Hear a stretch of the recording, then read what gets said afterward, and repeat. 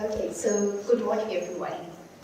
Indeed, it's really wonderful to see you all this morning at our 2022 UCT Teaching and Learning Conference. The 2022 Teaching and Learning Conference is really a significant moment for us all as we pause to reflect on critical events and how they've shaped our educational experiences and practices. Among them, roads must fall, fees must fall protests, the COVID-19 pandemic, and of course, rapid global change. As we transition into a new era of higher education, bound in complexity, it is also an exciting time for innovation, and more importantly, for self-reflexivity on the role of public higher education in societal transformation. Our conference themes this year have been carefully chosen to provide us all with opportunities to engage with key issues in higher education. Among them, decolonization of the curriculum transformation and renewal, critical pedagogies for digitally enabled education, institutional support for and sustainability of innovative initiatives transforming teaching, learning, and assessment, technology for digitally enabled teaching, learning, and assessment. The program demonstrates the interconnectedness of the themes in strengthening teaching and learning in the multiple formats, allowing us all to engage in panel discussions, oral presentations, and show and tell, covering a range of critical educational issues.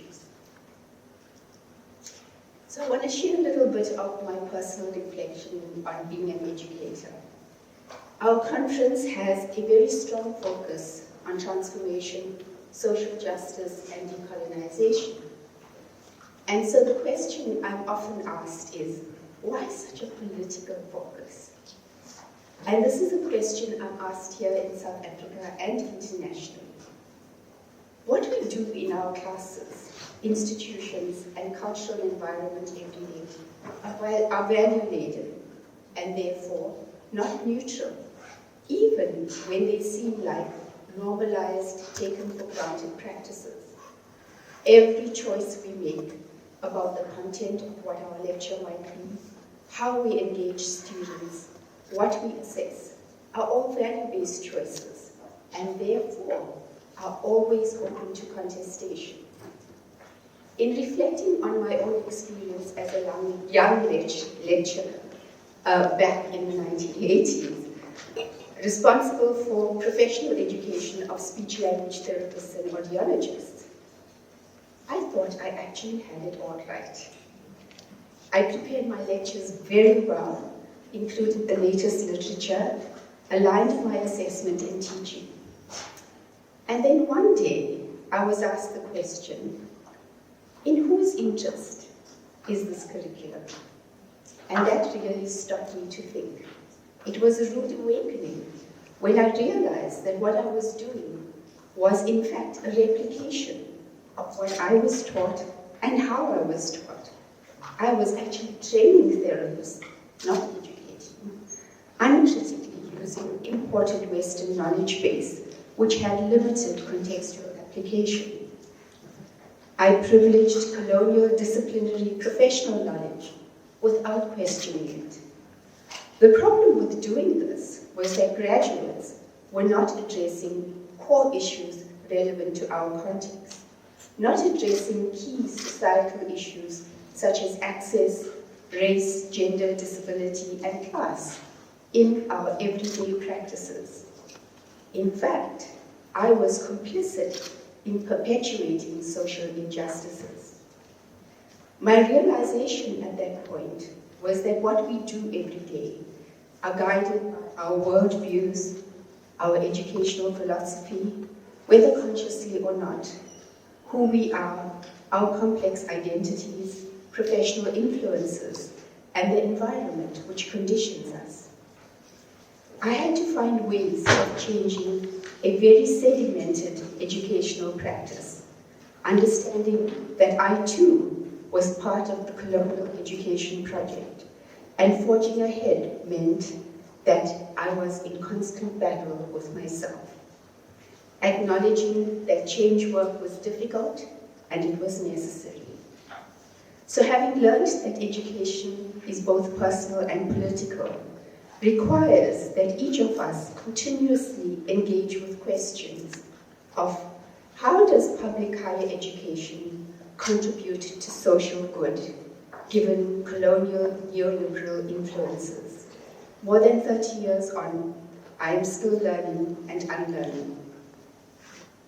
As we engage in this Teaching and Learning Conference, I draw our attention to key questions.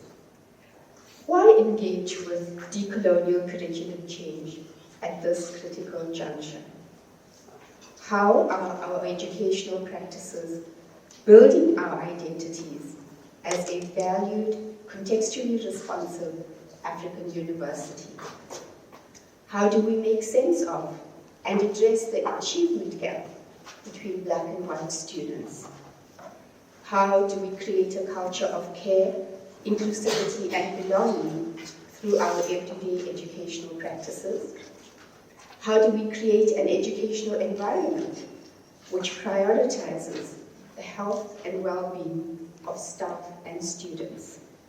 How do we integrate teaching, research, and social responsiveness for public good?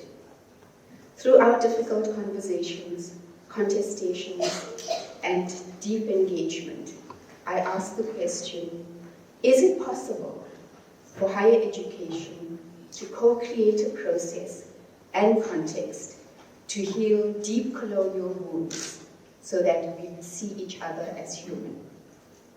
Is it possible that we, through our positioning in the global south, could lead international revolutionary educational change? I look forward to this conference, to engage, to learn, to unlearn, to be inspired, and to be led by the many diverse voices which shape the future of undergraduate and postgraduate education as we unleash human potential for a fair and just society. And so with that, I hand over to Tabisa, who has been the lifeblood of this conference, and she will talk you through the program and what you can expect. Thank you very much.